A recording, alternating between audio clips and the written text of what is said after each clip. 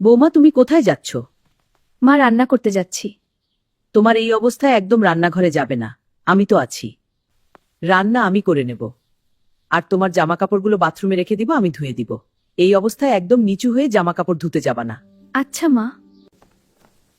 আম্মু, তুমি ভাবিকে কোনো কাজ করতে দাও না, সব কাজ আমাদের করতে হয়। তুমি ভাবিকে বাপের বাড়ি পাঠেন। তোর ভাবিকে কিভাবে বাপের বাড়ি পাঠিয়ে দিব? ওর মা অসুস্থ, ওখানে ওর দেখাশোনা করার কেউ নাই। সে তো সারা বছর কাজকাম করে রান্নাবান্না করে আমাদেরকে খাওয়ায়, আমরা কি এই কয়েকটা মাস তার সেবা করতে পারি না? ও আমার আরো একটা মেয়ে, এইসব কথা কখনো মুখেও আন না। আমি পরিষ্কার বলে দিচ্ছি, এই বিষয়ে আর কোনো কথা না, বুঝেছিস? হ্যাঁ মা। বৌমা, বাবু কি ঘুমাইছে নাকি? হ্যাঁ মা, বাবুকে ঘুম পাড়ায় আসছি।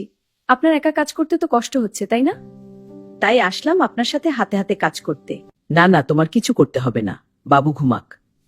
তুমি তাড়াতাড়ি গোসল করে এসে বাবুর পাশে গিয়ে ঘুমাও, ও তো সারা রাত ঘুমাতে দেয় না। আমি এদিকে সব করে নিব নে।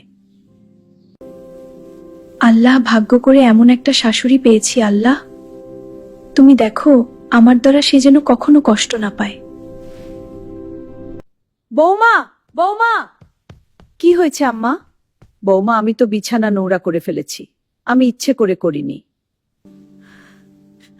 মা, এই সামান্য ব্যাপারে আপনি এত ভয় পাচ্ছেন কেন?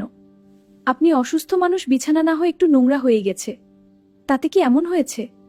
আপনাকে গোসল করিয়ে দেই, তারপর বিছানা পরিষ্কার করে দেই। মা, আপনি এখন শুয়ে পড়ুন, আমি আপনার খাবার নিয়ে আসছি।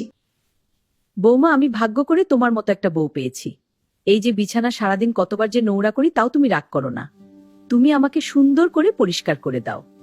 মা, আমি যখন এই বাড়িতে প্রথম বউ হয়ে এসেছি, তখন আপনি আমার সাথে যে সুন্দর ব্যবহার করেছেন, আমার গর্ভকালীন সময়ে আপনি যে আমার সেবা করেছেন, আমার ভাগ্য ভালো যে আমি আপনার মতো শাশুড়ি পেয়েছি। আপনি যৌবনকালে আমার সাথে যেমন ব্যবহার করেছেন, আমি বৃদ্ধ বয়সে আপনার সাথে সেই ব্যবহারটাই করছি।